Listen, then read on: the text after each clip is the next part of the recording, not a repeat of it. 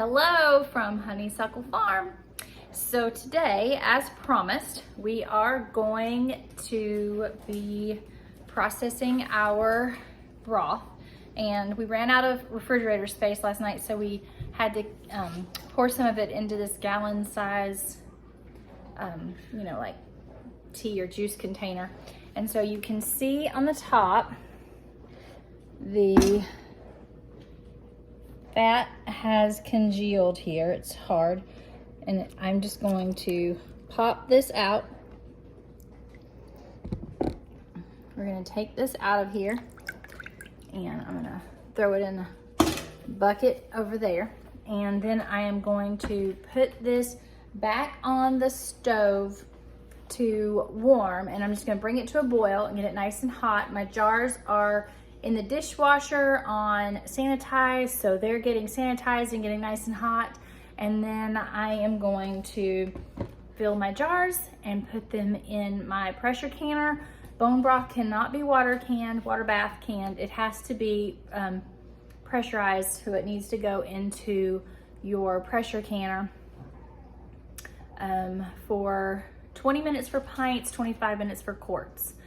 And so we're excited to have this on hand for the fall and the winter. I'm honestly contemplating, I switched from caffeinated coffee to decaf, let's see, back in March, so well over 6 or 7 months ago. And that caused me to give up all caffeine. And so I didn't drink sodas before that. All I ever drink is water. So I literally gave up caffeine. And so anyway, I'm contemplating switching from coffee to a cup of bone broth in the morning. I don't know how that will go over, but I'm thinking about it, because bone broth is so nutritious and good for you, and I really want to work on my gut health, and I've always just had issues with that. So I want to work on my gut health is all I'm gonna leave it at that. I want to work on my gut health, and I know the health in your body starts with your gut, and bad bacteria, good bacteria, and I want to work on that. So that's what I'm thinking about. So let's get started. I'm going to show you guys my All-American canner. I love this canner. It is so good. And I know they have almost doubled in price over the last year. But don't worry, because inflation's only 11%. So me saying it's doubled, you do the math. So here is the gauge that tells you the temperature inside, the pressure, and then this is where your little shaker thing goes. So this is a pressure valve, I'm guessing. I don't know the technical stuff. I know how to use it, but I don't know the technical stuff for this. But this is where your little pressure valve goes. Let me show you that. Okay, I had to grab my glasses so I could read this for you guys. But in the front of the book, it gives you the model information, and so I have the All-American 930, and it will hold, it will hold 19 pint jars or 14 quart jars. And I'm thinking I should fill up 12 quart-sized jars for the amount of liquid that I have. Although I will share with you guys, I had a slight boo-boo when I was getting ready. I accidentally knocked a little bit out of, maybe like an inch of liquid out of my gallon size jug that I have here. So I may have messed up my portions, but that's okay. If I have one that's not quite full, I'll throw it in the fridge. I'll put it in the jar, but I'll throw it in the fridge and we'll just use it this week, or maybe I'll start drinking it tomorrow for my morning hot beverage. Because that's the only reason I drink coffee anyway, is for the hot, for the warm, because I'm cold when I wake up in the morning. So something to think about. I also want to show you guys this. I bought a canning kit back when I first started learning how to do this, and I'm going to show you what it came with. So it came with this funnel. that fits down in your jars and that you can, you know, pour things in and it doesn't go everywhere. So that's very handy. And then there's this handy dandy little, it's a measuring tool, and you use it and put it down inside the jars to get rid of the air bubbles, because you always want to make sure you get rid of those air bubbles. And then this, you put it on top of the lid to measure to make sure you have the correct headspace. So for bone broth, we want 1 inch of headspace, which would be the very last one here. So you'll sit it down on, if my thumb was the rim of the jar, you would sit it down on there and make sure your liquid doesn't come up to that far, because that's 1 inch, which is very nice. And I think mine's getting a crack in it. I may have to replace it. And then this little, there's a magnet on the end, and you use it to put down to pick up your lids, because they're in hot liquid, they're in hot water, so that it starts to warm the seal around the edge. So I use that all the time. And then there's the handy dandy jar lifter. So you pick up your jars this way out of the hot water if you're water bath canning, or out of the steam from the pressure canner. But a lot of times, I'm gonna be honest, I'll use this and then I leave it sitting here and let it cool overnight, and then I just take them out in the morning. So I really don't need that in the morning to take these out, because you let it depressurize before you can open it, and it just works out better for me that way. So I got the grease, or the fat, off the top of this, and I've got the heat on it. So that's gonna start to simmer and get warm so that we can put it in our jars. When our jars are nice and warm in the dishwasher, hot, you want them hot, not warm, I shouldn't say warm. And so I'm just gonna wait on that, and then we will get our liquid in the jars. All right, so we're gonna pour the water in.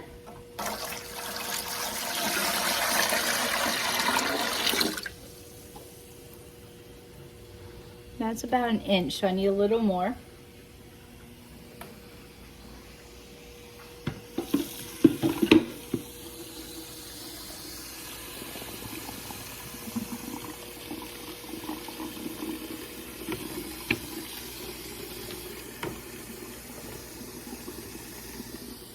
So after I get this done, I'm going to finish cleaning up these dishes and get my island put back in order, which I'm excited about. I do have another pot of broth to do after these. This is about 1.5. Well, I think it's 3 gallons is what Chris said goes in this big pot that we have here. All right, that's about 2 inches of water. So I'm gonna turn the heat on for that and let that come to a boil. This is getting nice and hot over here. All right, so I've got my broth warmed up. I moved it over here where my jars are. My jars are hot. I've got my funnel, and I'm going to start filling these up. I use a measuring cup to do this. I don't have a ladle. And I need to get one, but I haven't found one that I love yet, and so that's why I keep holding off on that. My grandmother had an old metal ladle that we used to use. She used it in the kitchen, but she had no running water in her house. This was Mama Fraser. Oh, I love Mama. Her name was Eloise. I pray for a little girl one day to name Eloise. We named Ariella. Well, God gave us the name Ariella, but then her middle name is named after my paternal grandmother and granny, whose middle name is Ann. So anyway, I have always prayed for a second little girl. I should say it that way. I prayed for a second little girl to name Eloise after my mama, and I'd call her Ellie. How cute is that? But anyway, I digress. Rabbit trails. So anyway, Mama had no running water in her house and for as long as I can remember. And this might gross some of you out, but we had to use the restroom on 5-gallon buckets. I don't know where it went after we used the restroom on the 5-gallon buckets. The kids didn't handle that part. But we would haul water in from the spring. There was a spring, creek that was spring fed down by the bottom of her house, and we'd haul it up the hill. And she would also fill, this wash tub with water, and she would carry 5-gallon buckets. Gosh, that woman loved us. She would carry 5-gallon buckets up this hill, and it was like a 45-degree incline. She carried up the hill and she'd fill up this little wash tub, and she kept all the grandbabies. We got on the school bus with Mama, we got off the school bus with Mama. We stayed with her during the summer, and she kept us till our parents got home after work, and she'd fill that wash tub up, and we'd play in that wash tub all day. We had to stay outside. We weren't allowed to come inside. We didn't have cell phones or video games or iPads, kiddos. And so we would stay outside and we'd play in that wash tub, and Mama would sit on the porch and she'd watch us, and we had the best time with that. And we used to drink, how I got to the story is we used to drink water out of a bucket on the porch with that ladle. And she didn't wash it in between kids. She didn't wash it in between adults. That ladle was in the bucket of water for the day, and that was what we used. But gosh, we never got sick either. So that tells you a lot. We had immunities. Immunities. Ooh, that just splashed on my hand. That was hot. So we're just filling up the jars, and then I'm going to wipe down the lids of the jars, the tops of the jars, and I'm going to seat my lids on there and screw on my bands finger tight, and then load my pressure canner and get the top on.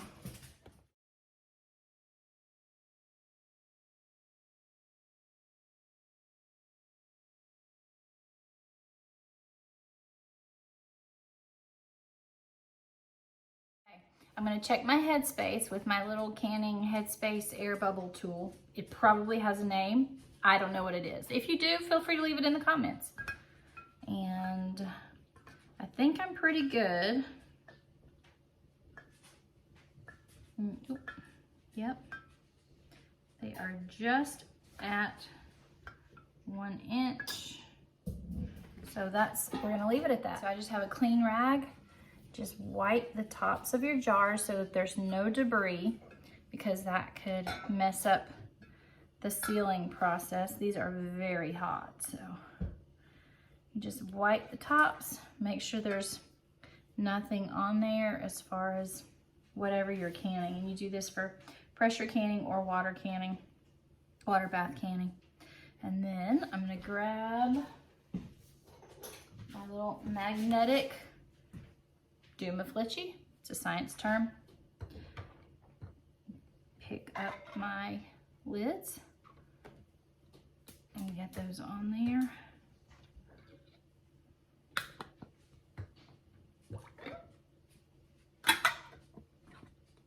I think it's really just meant to like save your fingers so that you don't burn your fingers off doing this, because these things get so hot.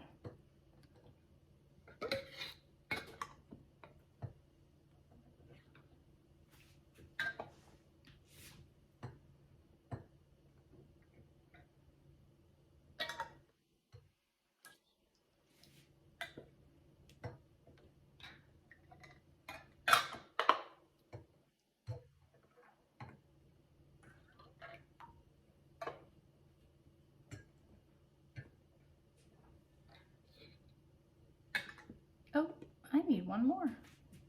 Oh well, that jar will have to go in the fridge. Finger tight. Ooh, hot.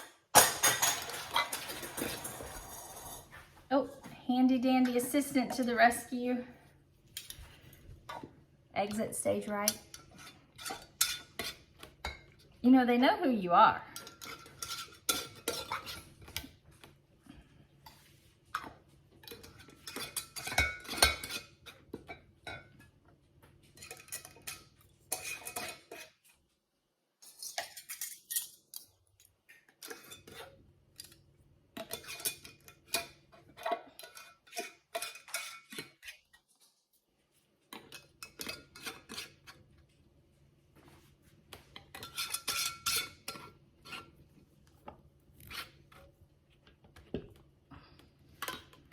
Make sure they're all finger tight because some of them are just barely on there.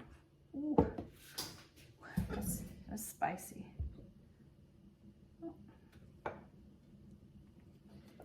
Could you find me another wide mouth band?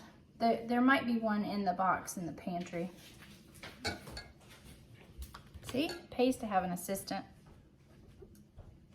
All right, so I'm gonna use our jar lifter. Pick you up and take you with me and lift these jars and set them down in the canner.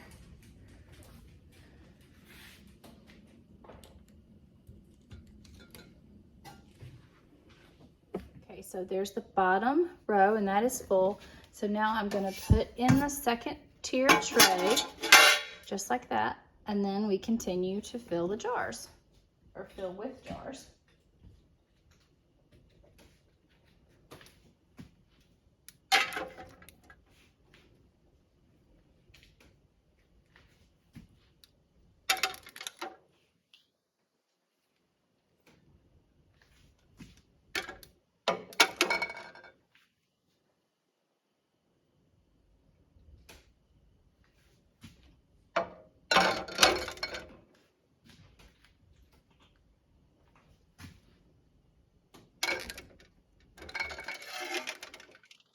There we go. So I think we have, let's see, 6, 7, 8, 9, 10, 12. I think I have 11 or 12 in here.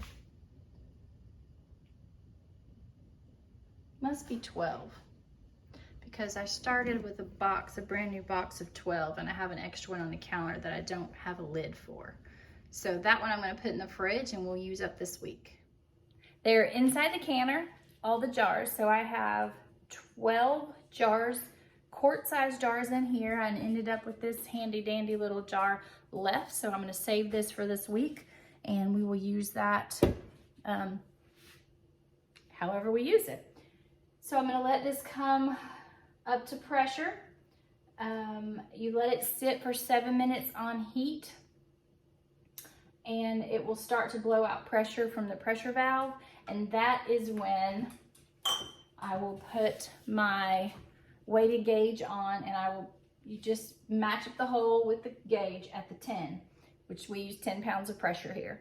And so for our elevation, you have to know your elevation and what you need to use, and recipes call for different things, so you have to be careful with that and make sure you follow your recipes. I am by no means an expert, do not claim to be. And so you need to read about your canner, learn your processes, and figure out what works for you. But I am excited to get this broth canned, and I'll show you what it looks like when it's all finished. Okay, so as you can tell, we have 240 degrees right here is the temperature. So that's what it's supposed to be for 10 pounds of pressure. So it is right on the money for what it's supposed to be doing. That jiggle is letting it release a little bit of pressure, the steam pressure, as it works. I have started my timer. I have about 17 minutes at this point left. And then when the 17-minute mark goes off on my timer, I will shut my heat off and I will let this cool down, and all the steam will release, and this pressure knob, the needle will come all the way back down to 0, and I'll know there's no more pressure in there. And at that point, I will remove the valve, the gauge. It's a gauge, I'm sorry. I'll remove that gauge, and then I'll let the whole thing sit and cool down before I undo the little twist knobs and open it. So that is what is happening there. And then we are going to snuggle and watch Oklahoma, the movie, tonight, because Pops was in it, and Ariella thinks that's the coolest thing ever. So we're excited to watch that.